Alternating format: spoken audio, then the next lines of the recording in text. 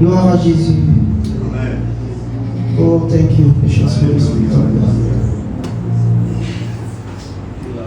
Est-ce que vous êtes content d'être là ce matin? Amen. Est-ce que vous êtes content d'être là ce matin? Amen.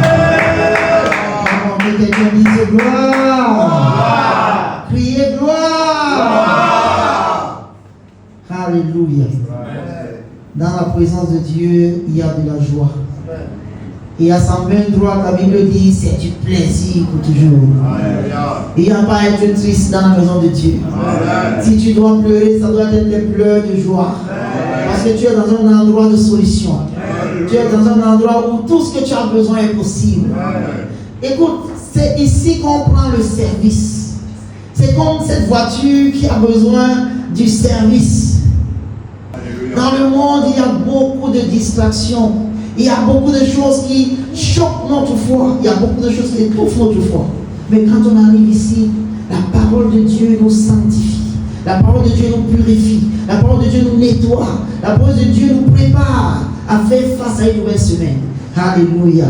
C'est pourquoi chaque fois qu'on a l'opportunité de venir à l'église, on saisit cette opportunité.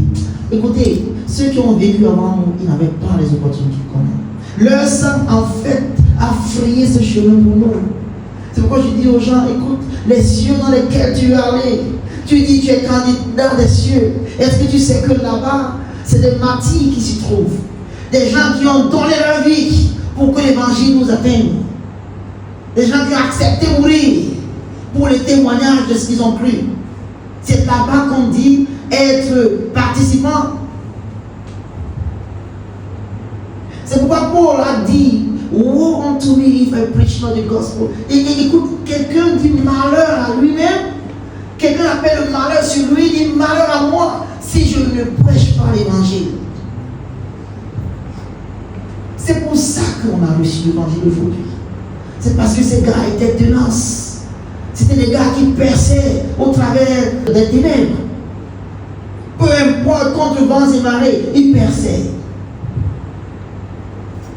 Les gens qui ont des visions, bien des objectifs de long terme là, il n'y a plus de temps pour ça, frère. Il n'y a plus de temps pour ça. Je veux juste que tu comprennes que tes poursuites dans la vie ne doivent pas t'égarer de la maison de Dieu. Amen. Parce que si tu trouves un travail qui t'égare de Dieu, ce n'est pas Dieu qui te le donne. Parce que quand tu pries, tu as besoin des choses, tu vocalises des choses. Satan sait ce que tu veux. Lui aussi t'apporte le counterfeit, c'est-à-dire il t'apporte la photocopie, la fausse photocopie de ce que tu veux. Et quand il te l'apporte, tu la saisis. Et tu penses que, oh, Dieu m'a exaucé. Mais non, c'est pas Dieu qui t'a exaucé. Dans la vie, il faut apprendre à faire des sacrifices. Oui, ta situation n'est pas bonne. Mais est-ce que tu peux endurer? Peux-tu endurer? Ou bien tu vas chercher le raccourci? C'est en cherchant des raccourcis qu'on embrasse des choses qu'on n'aurait jamais dû faire. Oh, ça tarde à venir. J'ai la famille à nourrir. J'ai ceci. J'ai trop de questions à poser. Tu poses tout sur toi comme si tu mourais aujourd'hui. Ces gens n'en allaient plus vivre. Ils vont vivre. Le même jour où ils vont t'oublier, ils vont boire des bières, manger du noulet. Ils vont boire la bière, célébrer que tu sois parti. Donc, décharge-toi. D'ailleurs, la Bible dit, déchargez sur lui tous vos fardeaux. Déchargez-vous. Dans Hébreux chapitre 12, à partir du verset 1 au verset 2, la Bible nous dit, parce que quand you project this, Hebrews chapter 12, verse 2, this is not my message, just I want to show them something. Quickly, you have to be fast, please. 12, so. Go to verse 1. Regardez le verset 1. Donc aussi, ok? Puisque nous sommes environnés d'une si grande nuée de témoins, c'est-à-dire les vétérans qui sont passés, les papas Abraham, Noé, Joseph, c'est la nuée de témoins qui nous entoure. Il dit, rejetons tout fardeau et le péché qui nous enveloppe si facilement et courons avec persévérance dans la carrière qui nous a été ouverte. Donc il y a quelque chose que Dieu a mis devant nous. Courons, parce que les fardeaux, les péchés nous tirent derrière, on n'arrive pas à avancer vite. La Bible nous a dit dans Romains que la nuit a déjà été tellement dépensée. Nous sommes à l'aube. Nous sommes à l'aube. Les gens qui sont encore offensés parce que frère Fortizo ne lui a pas fait ceci ou bien lui a fait cela, et tu peux perdre. Tu peux perdre pour rien. C'est pourquoi je prie tout à l'heure que l'offense n'atteigne pas ton cœur. Il y a beaucoup de choses que j'encaisse. Tu vois, mais la Bible dit que mount guard over your heart. Ça veut dire que mets une garde, monte une garde sur ton cœur. N'accepte pas que ce qui va troubler ta foi y entre. Satan peut utiliser n'importe qui. N'a-t-il pas utilisé le pape, le premier pape, Pierre, contre Jésus? Quand Jésus leur disait que oh là, et puis Pierre, que non. Jésus fait attention, Pierre, vous croyez que Pierre était plus âgé que Jésus? Donc quand Jésus parlait, c'était un jeune homme de 32 ans. Quand il parle, Pierre le prend petit, viens, ce que tu dis, attention, hein. Je ne peux pas dire que tu vas mourir. Donc Pierre le réprimandait. Je ne sais pas comment vous voyez ces choses-là. Peut-être vous voyez les Pierre qui marchaient avec Jésus, j'adore Jésus, oh non. Bien sûr qu'il respectait Jésus. Mais Pierre a pris Jésus de côté pour lui dire des choses. Oh, c'est Satan qui est en train d'utiliser Pierre. Pierre qui marche avec Jésus, Satan veut l'utiliser. Oh, Pierre est l'homme le plus rapproché de Jésus. Mais Satan veut vouloir l'utiliser. Sage, faites sage. Si Jésus n'a pas l'esprit de discernement, comment il va faire? Il dit, arrière de moi, Satan. Pierre parle, mais Jésus dit que Satan sort. Satan arrière de moi. Mais c'est Pierre qui parlait. Mais Jésus a pu distinguer qu'ici, ce n'est plus Pierre qui parle. C'est le diable en lui qui est en train de parler. Alléluia. C'est très important. Donc montez une garde sur votre cœur. Parce que Satan peut vous utiliser. Étant à l'église, Satan peut vous utiliser à faire des choses qui vont égarer un frère. À faire des choses qui vont vous-même vous égarer. L'autre jour, on a lu ça à Luc chapitre 22, verset 31. On a lu où Jésus a dit, Simon, Satan vous réclame. Il dit, mais j'ai prié pour toi, pour que ta foi ne défaille pas, afin que quand tu es établi, tu puisses aussi établir les autres. Amen. Monte la garde sur ton cœur. Bien aimé, je vais vous parler de la grandeur et le succès. C'est très important. Enfin, dites avec moi, je suis grand. Je suis grand. Ou bien tu doutes? Non. Dites-le avec confiance. Je suis grand. Dites-le encore. Je suis grand. Dites avec moi, j'ai la semence de la grandeur en moi. J'ai la semence de la grandeur en moi. Je suis victorieux. Je suis victorieux. Tout ce que je fais réussit. Tout ce que je fais réussit. Parce que le Saint-Esprit œuvre à travers moi. Au nom de Jésus. Amen. Amen. C'est très important, frère. C'est très important. Ce sont des paroles que vous devez vous dire. Ça vous rappelle qui vous êtes, en fait. Ça vous rappelle qui vous êtes. Gloire à Jésus. Amen. Je dis que je vais parler de la grandeur. Je veux juste vous parler de quelques petits points, deux petits points concernant la grandeur. Où soit le succès. C'est très important. Parce que si on regarde, ce qu'on cherche en réalité, c'est devenir grand. C'est avoir le succès. C'est ce qu'on cherche en réalité. Toutes les démarches, vos voyages, ainsi de suite, vous vous retrouvez à Dubaï, c'est la recherche d'une seule chose. Vous n'avez pas voyagé depuis le pays pour aller à Dubaï pour chercher l'église où vous allez être. Non. Vous avez voyagé parce que vous voulez être grand. Vous avez voyagé parce que vous voulez avoir du succès. Et cela est ok avec Dieu. Mais est-ce que vous savez déjà au préalable c'est quoi le succès? C'est quoi la grandeur? Comment définissez-vous la grandeur? La grandeur ou le succès, ça ne se mesure pas sur le nombre de voitures que vous avez. C'est pas ça qui définit la grandeur. La grandeur ou le succès, ce n'est pas votre compte bancaire. Ça n'a rien à voir avec votre compte bancaire. C'est pourquoi ça fait mal de voir des gens qui s'apitoient sur leur propre sort parce qu'ils voient que ses amis ont de l'argent, lui n'a pas de l'argent. Le succès ou la grandeur ne se mesure pas sur votre compte bancaire. Ça n'a rien à voir avec votre compte bancaire. Ça n'a rien à voir avec le fait que vous ayez bâti peut-être 2 immeubles ou 3 immeubles. Je vous jure qu'il y a beaucoup de personnes qui ont bâti des immeubles, mais ils ne dorment pas la nuit. Quand la nuit vient, ils ont peur de dormir. Ils n'ont pas la paix. D'autres qui sont malades, mais ils sont sauvagement riches. C'est donc quoi le succès? Si tu as tout et tu n'arrives pas à manger. D'autres, on les fait manger par les tubes. D'autres, ils ont l'oxygène. Vous savez combien l'oxygène coûte? De faire l'oxygène, une journée d'oxygène. Mais il y a des gens qui sont dans l'oxygène pendant des mois.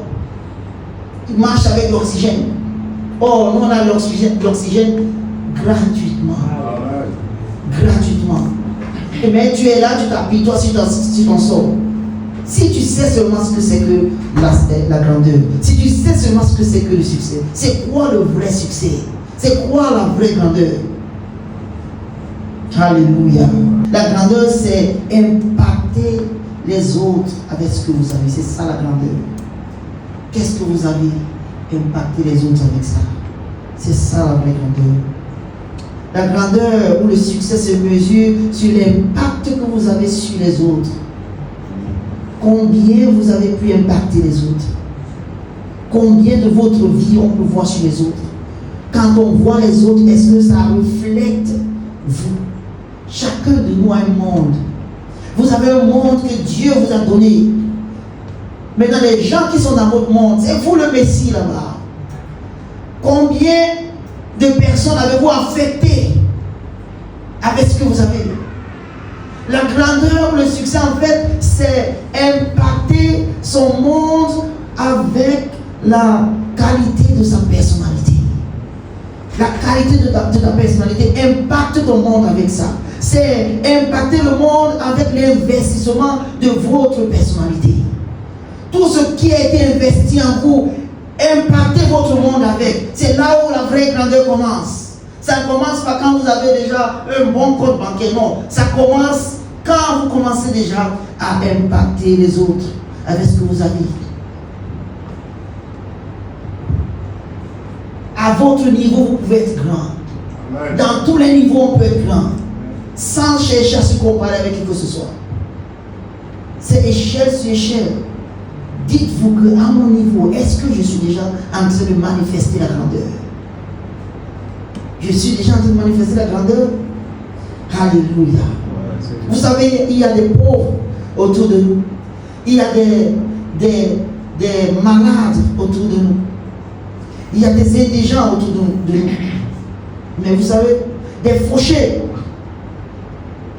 Notre désir devrait être de voir ces gens-là changer.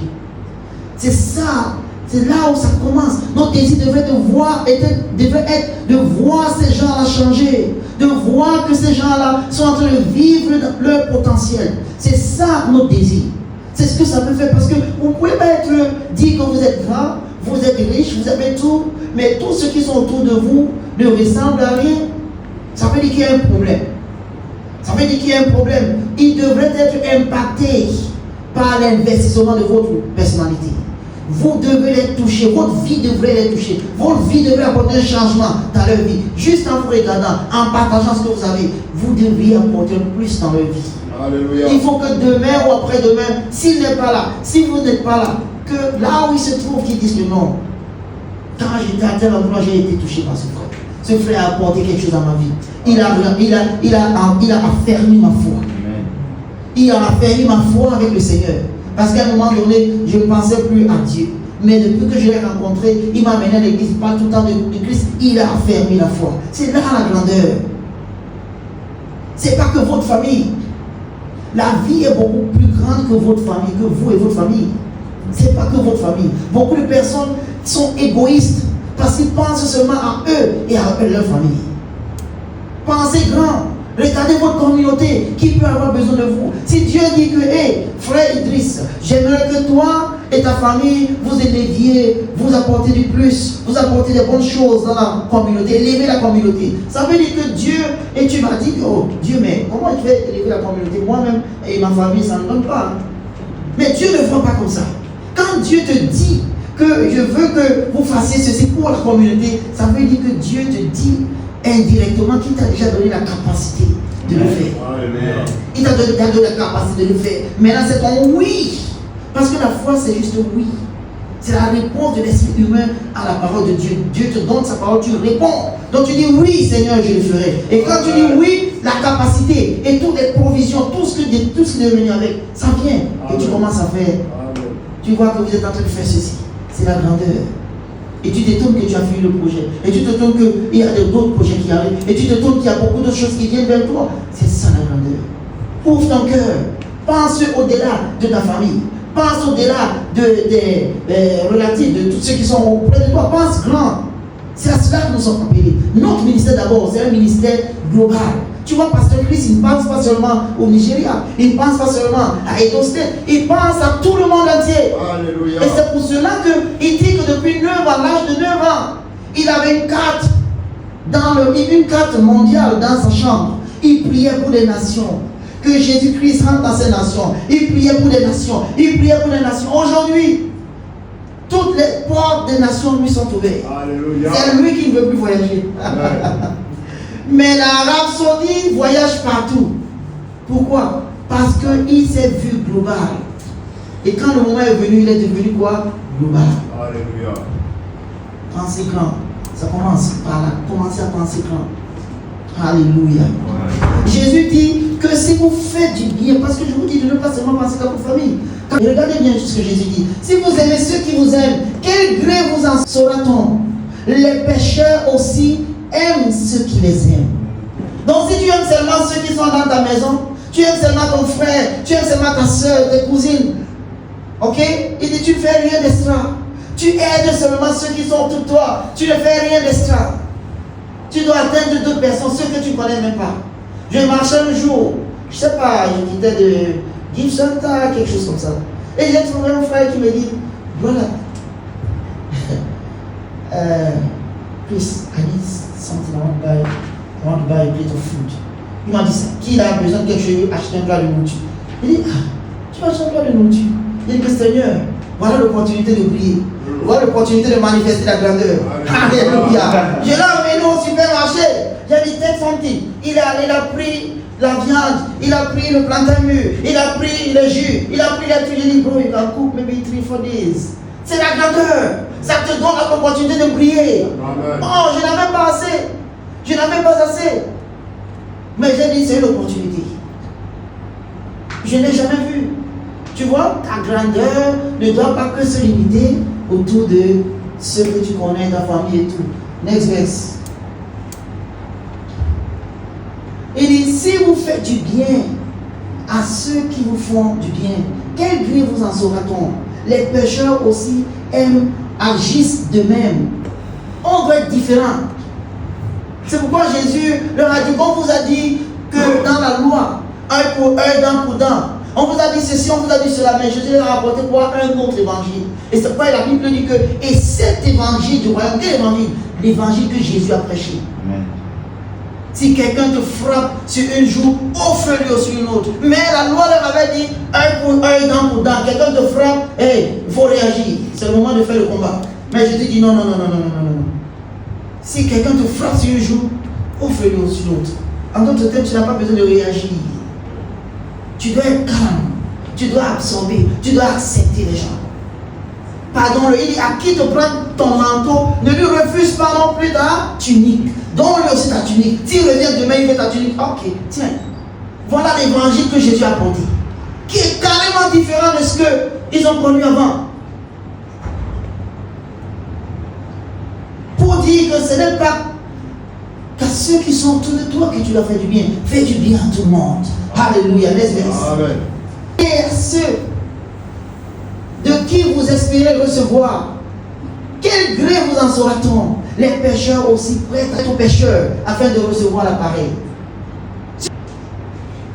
La Bible dit à l'endroit que he that giveth to the poor lendeth unto the Lord. C'est ça. Celui qui donne aux pauvres a prêté au Seigneur. Si tu donnes quelque chose à un pauvre, tu as prêté au Seigneur. C'est au Seigneur que tu as prêté. Amen.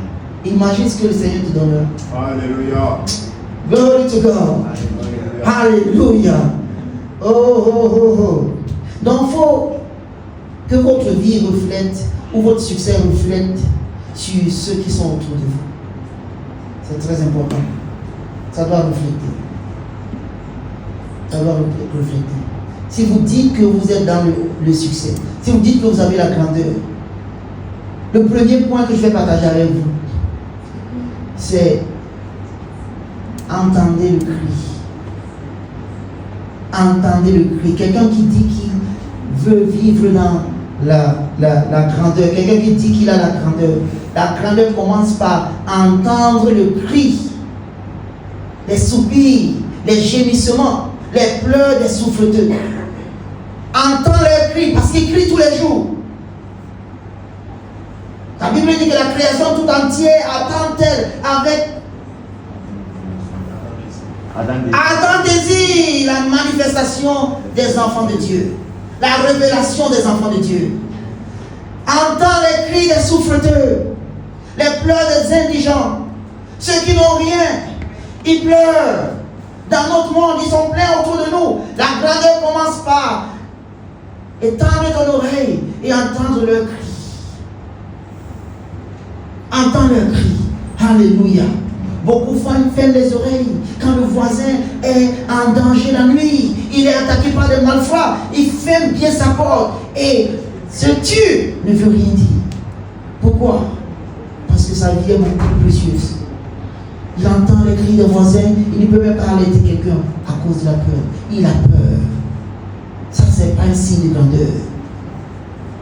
Il y a un frère qui est tout le temps assis auprès de toi à l'église. Le Saint-Esprit te dit, parce que le frère vient de crier, le frère vient de pleurer. Le Saint-Esprit te dit, le frère n'a qu'une seule chemise. Voilà la 4e semaine qu'il porte la même chemise. Le Saint-Esprit te dit, change la ceinture du frère. Le Saint-Esprit te dit, change la chemise du frère. Offre-lui une veste. Mais tu ignores le cri.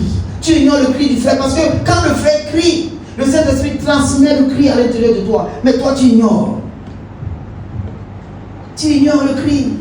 Peut-être c'est dans l'appartement dans lequel tu te trouves. Tu vois une personne là-bas qui n'a presque rien. Et tu vois cette personne et tu vois que la personne... Tu vois la personne est en train de perdre le poids parce que la personne ne mange pas. Est-ce qu'une âme, tu peux voir une âme et ton cœur pleure à l'intérieur? Thank you, Jesus. Oh, alléluia. Est-ce que tu peux entendre le cri d'une personne qui pleure? C'est ça, le début de la grandeur. Les gens souffrent.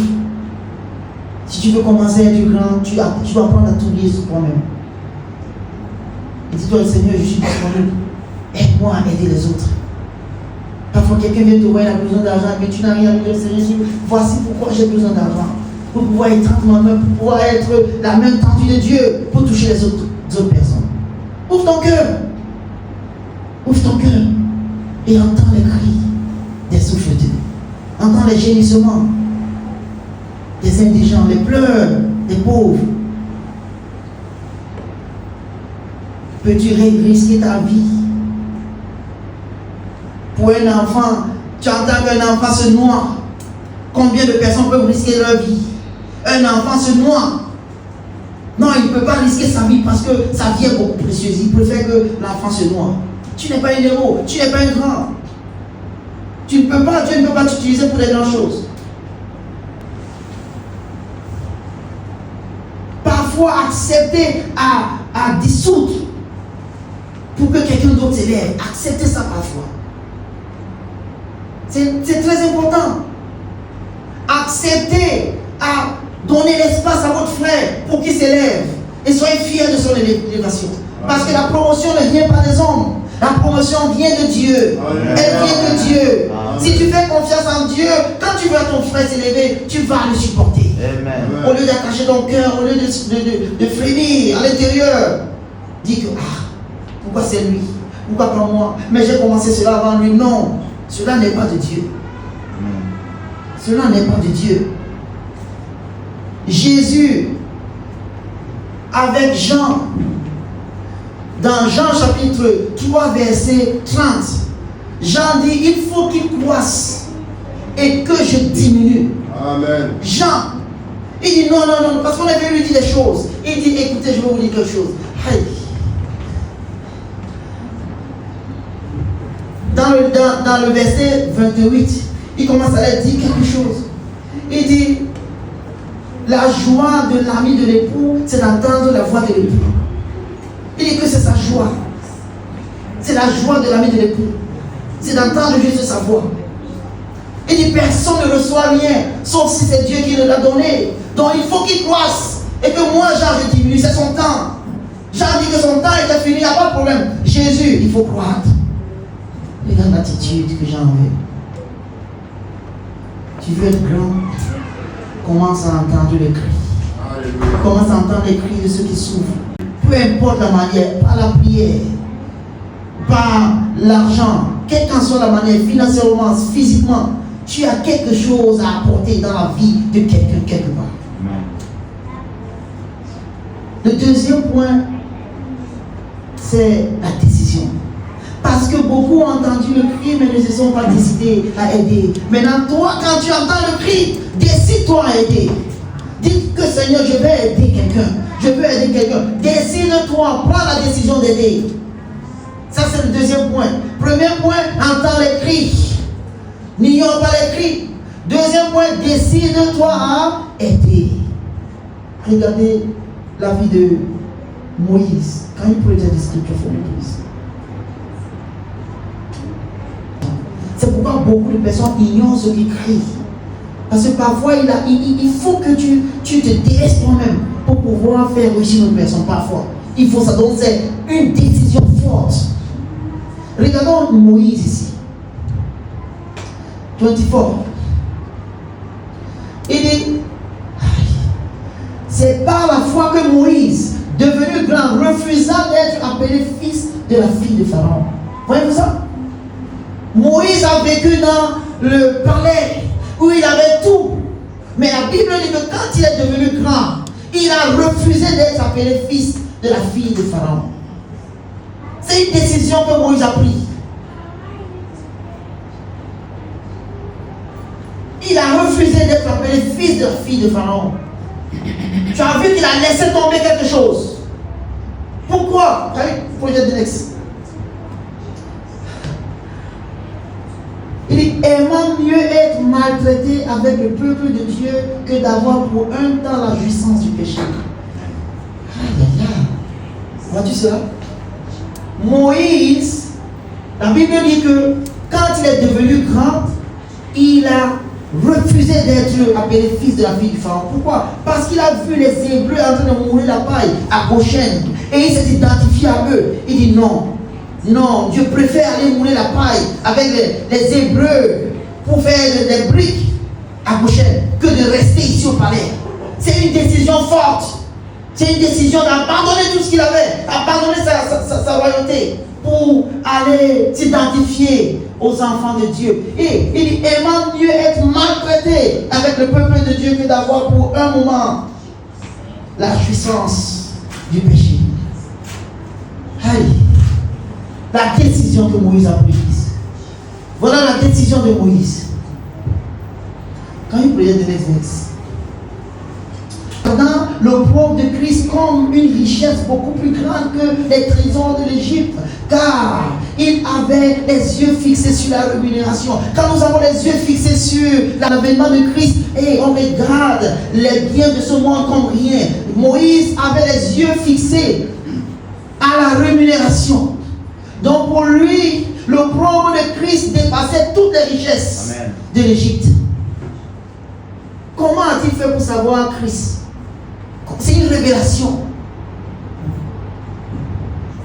Il dit, s'identifier aux enfants de Dieu dépassait toutes les richesses de l'Égypte. Quand vous entendez les cris des souffreteurs, vous devez prendre une décision drastique. Vous devez prendre une décision radicale. Vous devez prendre une décision forte. Pourquoi vous voyez des gens, ils se lèvent le matin, ils viennent te dire, le Seigneur m'a dit de te donner cette voiture. Tu t'étonnes. Mais c'est les gars qui se sont laissés, qui ont dit, Seigneur, utilise-moi. Il veut être l'instrument de Dieu. Oh, quand tu regardes la valeur de la voiture, elle coûte 40 millions. C'est pas possible, mais c'est possible. C'est un exemple. Je connais des gens qui sont venus à l'église, ils ont donné le seul terrain qu'ils avaient. Ils ont donné leur maison. Il dit, je ne veux plus. Il dit, je veux donner quelque chose à Dieu. Je ne sais pas quoi donner à Dieu. Il dit, il n'a rien, mais il donne sa maison. Lui et sa femme vont quelque part louer une petite chambre. Mon frère, c'est une décision qui peut te faire avoir des problèmes dans la famille. Faites cette décision, frère. Faites cette décision. Faites cette décision-là. Dites-vous que je décide de lire. Parce que c'est le seul moyen pour la grandeur. J'écoute les cris des souffreteux. J'écoute les cris des indigents. Ils sont pleins autour de moi. Je dois aider, quelle qu'en soit la manière. Je dois apporter le plus dans la vie de quelqu'un. Et ne vous tracassez pas.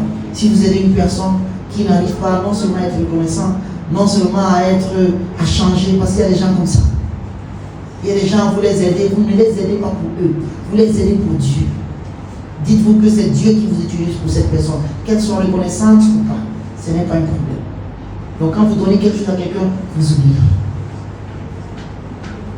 Parce que tout le monde ne vous sera jamais reconnaissant. Il y a des gens que vous allez aider, ils vont vous insulter demain. C'est un problème. Il y a des gens que vous allez, Dieu va vous dire d'aider, et puis ça sera comme si il te voit en route, il peut te traverser. Mais tout ça n'a pas de sens. Le plus important, c'est que votre cœur est maintenant bien disposé. Parce que plus vous aidez les gens, Dieu dit, oh, voici, il a mon caractère. Donc Dieu va faire que tous les fonds, tout ce qui est nécessaire se canalise vers toi. Viens vers toi parce que Dieu sait que s'il y a un de ses enfants qui est dans le besoin, non, il y a le frère Fontizo dans ce quartier-là. Il va l'aider. Non, il y a le frère, il dit, oh non, il y a le frère Manichi. Oh, il y a le frère Rose, il y a le frère tel, il y a le frère. Dieu va envoyer les finances vers toi pour que tu puisses apporter un plus à cela. Donc ouvre ton cœur. Par rapport au temps, je vais me limiter là, aujourd'hui. Rendez gloire à Dieu pour sa parole ce matin.